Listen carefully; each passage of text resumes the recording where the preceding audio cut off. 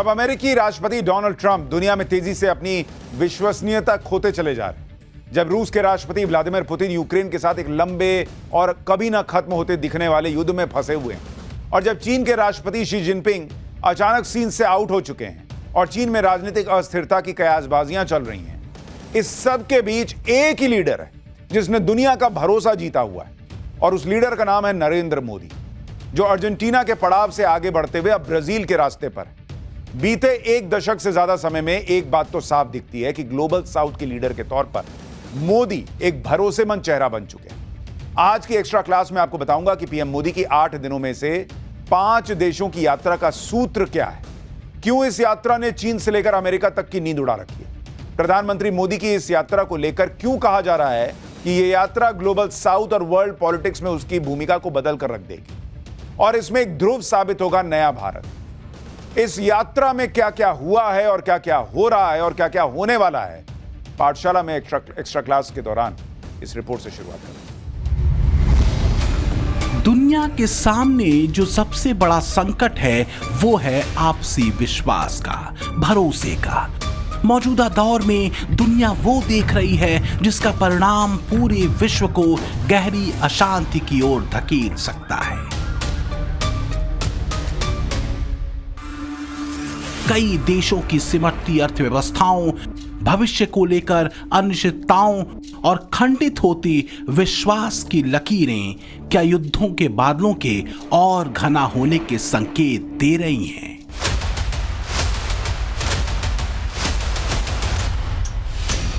क्योंकि दुनिया के सबसे शक्तिशाली देश के राष्ट्रपति इस वक्त दुनिया के लिए एक अविश्वसनीय किरदार बन चुके हैं, भरोसे के घोर संकट में खड़े हैं।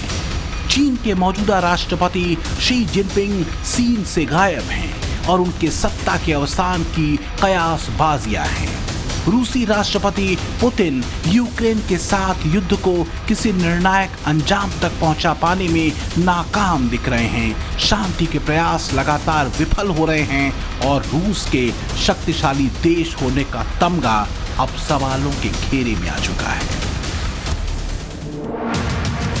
तो क्या ये संकेत है कि दुनिया नए ग्लोबल ऑर्डर और नए ग्लोबल लीडर के लिए तैयार है?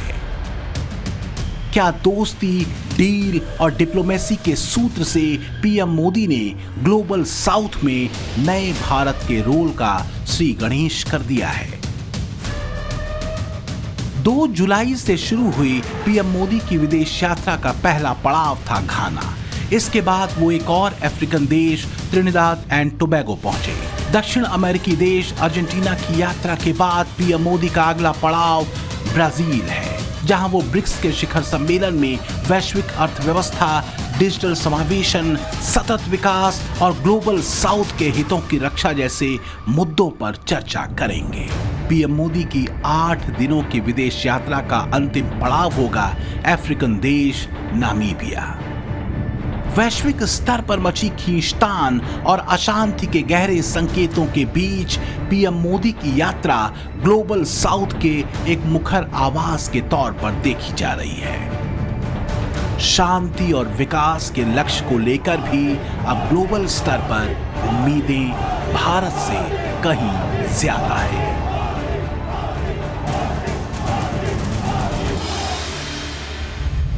आज ग्लोबल उठा पटक के हर किसी के लिए चिंता का कारण है। ऐसे में भारत का लोकतंत्र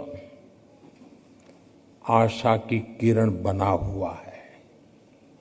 उसी प्रकार से भारत की विकास यात्रा ग्लोबल ग्रोथ को गति देने वाली है।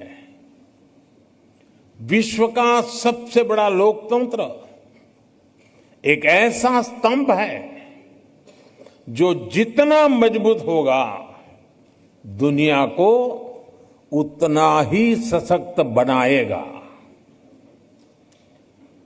वैश्विक स्थिरता बढ़ाने में योगदान करेगा। पीएम मोदी की विदेश यात्रा वास्तव में कूटनीति और शांति के प्रति भारत के कमिटमेंट दोनों को साथ लेकर चल रही है। यही वजह है कि जिन राष्ट्रों को दुनिया के विकसित अर्थव्यवस्थाओं ने लंबे समय तक नजरअंदाज किया, उन राष्ट्रों से मजबूत संबंधों पर पीएम मोदी का फोकस है।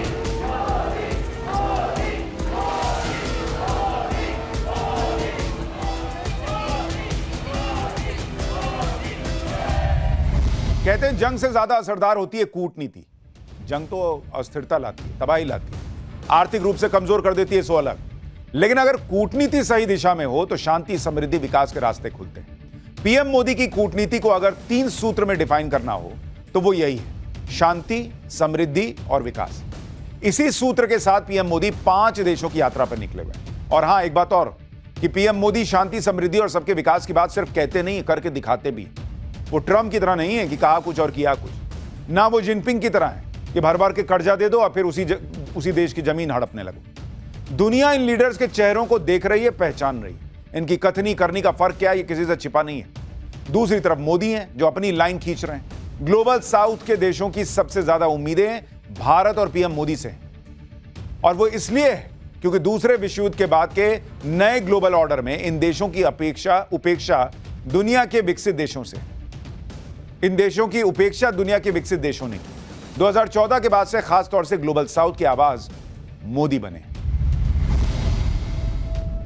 ग्लोबल साउथ का मतलब उन देशों से है जिन्हें अक्सर विकासशील, कम विकसित या फिर अविकसित देशों के तौर पर जाना जाता है। ये मुख्य रूप से अफ्रीका, एशिया और लैटिन अमेरिका में आते हैं।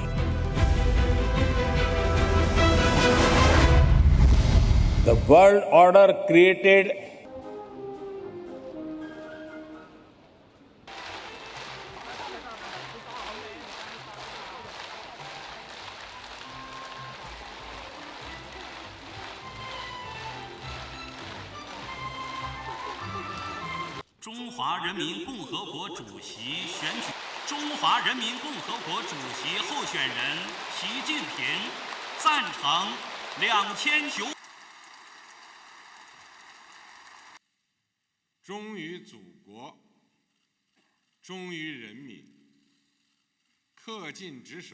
इसके पीछे एक बड़ी वजह विकसित देशों की दादागिरी भी रही है। माना जाता है कि 2014 के बाद से बदली भारत की तस्वीर ने ग्लोबल साउथ की एक शक्तिशाली आवाज के तौर पर भारत के किरदार को तय किया है।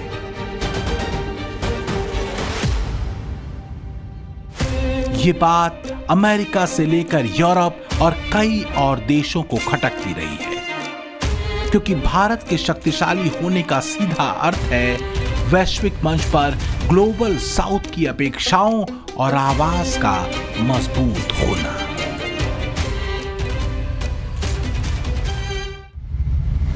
the scale and speed of change in the world is unprecedented. There are fundamental shifts in the nature of politics and power. Free trade is under pressure. There are growing global divisions, disputes, and disparities. The voice of the developing world remains on the margins. India has always tried to bridge this gap. It is time for us to work together to give the global South its rightful seat at the right table. Modi का global south के साथ भारत के मजबूत रिश्ते और एकजुटता का सूत्र कितना असरदार हो सकता है, ये बात विकसित देश बखूबी समझते हैं।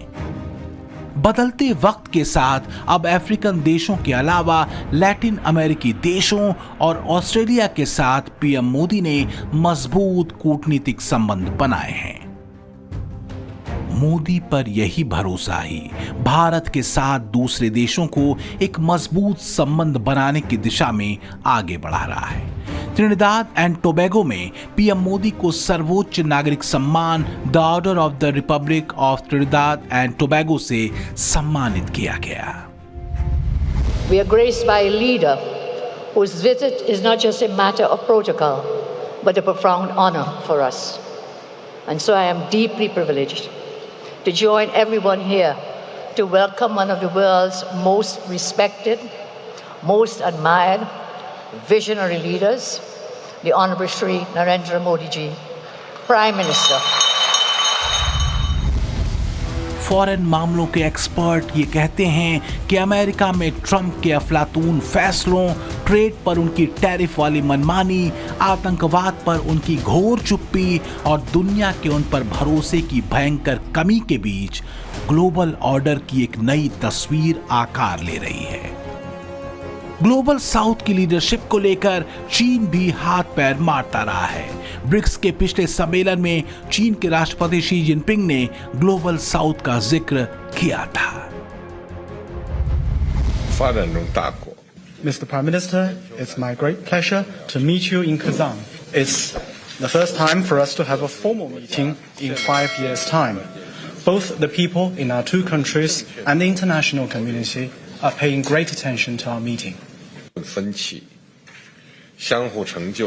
China and India are both ancient civilizations, major developing countries, and important members of the Global South.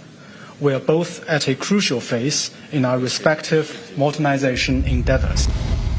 Xi Jinping कहाँ हैं फिलहाल किसी को पता नहीं। शी जिनपिंग के 21 मई से 5 जून तक गायब रहने और अब 6 से 7 जुलाई को ब्रिक्स की होने वाली बैठक से दूर रहने को लेकर तरह तरह की खबरें दौड़ रही हैं। ऐसा भी दावा किया जा रहा है कि जिनपिंग को अपनी पीपुल्स लिबरेशन आर्मी के जनरलों की तरफ से घोर विरोध का सामना करना पड़ रहा है। वैसे भी कम्युनिस्ट विचारधारा वाली सत्ताएं तानाशाही के जिस बारूद पर बैठी होती हैं वो कभी भी फट सकता है। चीन पर ग्लोबल साउथ के अविश्वास की एक बड़ी वजह यही कम्युनिस्ट तानाशाही और विस्तारवाद है। इसके बरक्स भारत एक शानदार और मजबूत लोकतंत्र है। तीसरे टर्म में भी मोदी कल्ट के असर को दुनिया देख रही है और मोदी के किरदार से अचंभित हो रही है। घाना में मोदी का जाना दोनों देशों के बीच बढ़ती साझेदारी और ट्रेड चीन को बेचैन कर सकता है। खासकर रेयर मिनरल को लेकर हुई डील चीन को चिढ़ाने वाली है, क्योंकि चीन ने भारत समेत कई देशों को रेयर मिनरल की सप्लाई पर रोक लगा रखी है और घाना और भारत के बीच रेयर मिनरल को लेकर भी डील डन हुई है। इसके अलावा भारत घाना से भारी मात्रा में गोल्ड आयात करता रहा है। साल 2023 में 7,800 करोड़ रुपए में भारत ने घाना से 15,800 किलोग्राम सोना खरीदा था। भारत और घाना ने अगले 5 साल में दोनों देशों के बीच व्यापार को दोगुना करने पर सहमति जताई है। दोनों देशों के बीच रेयर मिनरल को लेकर भी समझौता हुआ है। इसे भारत की तरफ से रेयर मिनरल पर चीन के एकाधिकार को चुनौती के तौर पर देखा जा रहा है। इसके अलावा भारत घाना को खाद्यान्न उत्पादन और वैक्सीन प्रोडक्शन में भी आत्मनिर्भर बनाने में मदद करेगा। देखिए, पीएम मोदी ये बात बार बार कहते रहे कि ग्लोबल साउथ को अनदेखा करके दुनिया कभी प्रगति नहीं कर सकती। बीते 1 दशक में पीएम मोदी की कोशिश लगातार ग्लोबल साउथ के देशों को एकजुट करने की रही और इसकी वजह भी है क्योंकि ये वो देश हैं जो दूसरे विश्व युद्ध के बाद शीत युद्ध के दौर में जिन देशों को अमेरिका और यूरोप जैसे विकसित देश थर्ड वर्ल्ड कहते थे, मतलब तीसरे दर्जे का देश, और उपहास उड़ाते थे, गरीब देश मानते थे। इस थर्ड वर्ल्ड में अफ्रीकन देश आते थे, दक्षिण अमेरिका के कुछ देश आते थे, एशिया को भी ये लोग लपेट लेते थे। अब बीते 1 दशक में भारत की तरक्की और क्षमता दोनों दुनिया देख रही है। भारत भी बीते 10 सालों में लगातार ग्लोबल साउथ की मजबूत आवाज बना है। नतीजा यह हुआ कि चाहे यूरोपियन देश हो या अमेरिका, दोनों के तय लाइन से अलग अब ग्लोबल साउथ अपनी लाइन लेता जा रहा है। जैसे रूस यूक्रेन वॉर को ही ले लीजिए।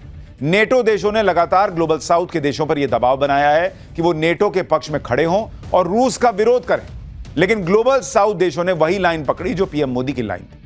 वो ये कि युद्ध के बजाय दोनों देश बातचीत करें, डिप्लोमेटिक रास्तों से विवाद सुलझाएं। ये एक तरह से विकसित देशों की गोलबंदी को ग्लोबल साउथ का जवाब था कि हम अपनी स्वतंत्र लाइन चुनेंगे, हमें कोई डिक्टेट नहीं कर सकता। एक दशक के बदलाव ने एक संतुलित लेकिन सीधी रेखा भारत की विदेश नीति को लेकर खींची है। वो ये कि भारत अब वैश्विक घटनाओं और व्यवस्थाओं पर अपनी स्पष्ट राय रखता है और पक्षपातों या एक तरफा फैसलों पर खुलकर बोलता है। जनवरी 2023 में भारत ने voice of global south summit का आयोजन किया था, जिसमें पीएम मोदी ने अन्य विकासशील देशों के विकास का समर्थन करने के लिए 5 पहलों की घोषणा की थी, जिसमें पहली पहल थी global south centre of excellence, जिसके तहत विकास समाधानों और सर्वोत्तम प्रथाओं पर शोध करने की बात थी जिन्हें विकासशील देशों में लागू किया जा सकता है। दूसरा था global south science and technology initiative, जिसका लक्ष्य स्पेस टेक्नोलॉजी और न्यूक्लियर एनर्जी जैसे क्षेत्रों में भारतीय विशेषज्ञता को साझा करना था। तीसरा था आरोग्य मैत्री परियोजना, जिसके तहत प्राकृतिक आपदाओं या मानवीय संकटों से प्रभावित किसी भी विकासशील देश को आवश्यक चिकित्सा आपूर्ति पहुंचाने का कमिटमेंट था। चौथा था global south young diplomats forum. इसमें विदेश मंत्रालयों के युवा अधिकारियों को जोड़ने की बात थी। और 5वीं पहल थी ग्लोबल साउथ स्कॉलरशिप, जिसमें विकासशील देशों के छात्रों को भारत में उच्च शिक्षा के अवसर मुहैया कराना था। Together, we must attempt to redesign global political and financial governance. This can remove inequalities, enlarge opportunities. तो क्या 5 देशों के दौरे पर पीएम मोदी अपने इसी मिशन को लेकर निकले हैं? दुनिया भर के एक्सपर्ट जिस 21वीं सदी को एशिया की सदी कहते हैं, क्या उसकी प्रस्तावना मोदी ने बहुत पहले लिख दी थी? और अब पीएम मोदी इसी ग्लोबल साउथ की किताब के नए अध्याय लिख रहे हैं। चाहे मोदी एशियन देशों में हो, वैश्विक मंच पर हो या यूरोपीय देशों में, ग्लोबल साउथ को लेकर भारत की स्पष्ट नीति को वो रखते रहे हैं। ग्लोबल साउथ को लेकर मोदी का संदेश विकसित देशों के लिए साफ है। बिना भेदभाव के व्यापार और कारोबार, आतंकवाद के खिलाफ एकजुटता, शांति स्थिरता को बढ़ावा देना और वैश्विक संस्थाओं का अपने पूर्वाग्रहों से बाहर निकलना। इसी ग्लोबल साउथ की एकजुटता के संदेश को लेकर पीएम मोदी नवंबर 2024 में गुयेना गए थे, जब वहां के राष्ट्रपति इरफान अली ने उनका गर्मजोशी से स्वागत किया था। इरफान अली विकासशील देशों को एकजुट करने के मोदी की नीति के प्रशंसक रहे हैं। चाहे घाना हो या त्रिनिदाद एंड टोबैगो या फिर लैटिन अमेरिका का देश अर्जेंटीना, ये सभी ग्लोबल साउथ का ही हिस्सा है। लैटिन अमेरिकी देश अर्जेंटीना पहुंचने पर पीएम मोदी का स्वागत कुछ इस अंदाज में हुआ। करीब 57 साल बाद किसी भारतीय प्रधानमंत्री की ये अर्जेंटीना यात्रा है। आतंकवाद के खिलाफ भारत के रुख पर अर्जेंटीना हमेशा भारत के साथ खड़ा रहा है।